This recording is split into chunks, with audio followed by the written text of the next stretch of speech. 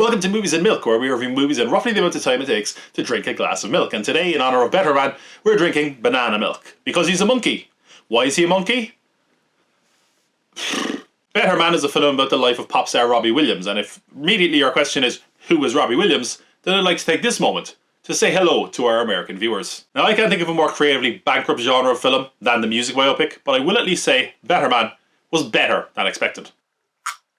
So many of these films are just sanitized bores telling us about how artists came to come up with a certain song, and Better Man doesn't do that to its ultimate credit. I mean, Williams has been very honest in the past about the mistakes he's made and the vices he has and the trappings that fame brought him, and because of that the movie is more than happy to divulge his self-sabotage and at times paint him as wholly unlikable. Of course, that takes the shape of sex, drugs and alcohol, and while that's not revolutionary for any music biopic, it definitely gets a lot closer to, say, a Rocket Man than a Bohemian Rhapsody as far as portraying a subject, warts and all. The deeper personal stuff though is what makes this film work. The torture relationship with his father, the arrested development because he got fame at such a young age, and while that's certainly a factor in a lot of films in this subgenre, it's done incredibly well here. Naturally, music is a big part of the film, and Williams has a lot of great songs between Take That and his solo career, and they implement them when they're thematically appropriate. It's rarely the story of the song, and instead it's the songs telling the story. Which sounds confusing, but lesser films have often told us how an artist came up with the idea for a certain song, and we really don't need that.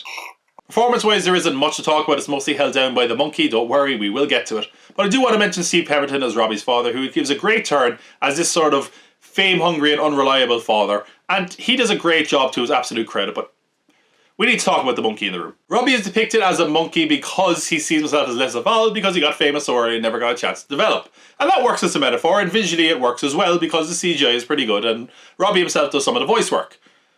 It is a gimmick though, and it is a sort of a successful one, but also you kind of forget you're watching a monkey about halfway through. And it's an incredibly dumb and costly venture. That basically means they're never going to make their money back. But I appreciate a good swing, even if it's a really stupid move, producers. The cinematography and the choreography of the film are especially strong, and this comes from Michael Gracie, who gave us The Greatest Showman, so it should be no surprise. But it's when the movie goes on these fantastical flights of fancy that it shows its true potential. The film just isn't afraid to get weird with it, and it's totally to the benefit of the final product. Better Man is on the higher end of music biopic films, and it's at its best when it throws off the conventions of the often stale genre. The songs are well utilised and it has a lot of strong points visually. The use of a monkey avatar though seems a little bit unnecessary, but it for the most part does work. If nothing else, the film has enough strengths that it's certainly worth checking out. It has got milk. It's not going to make any money, but it's got milk.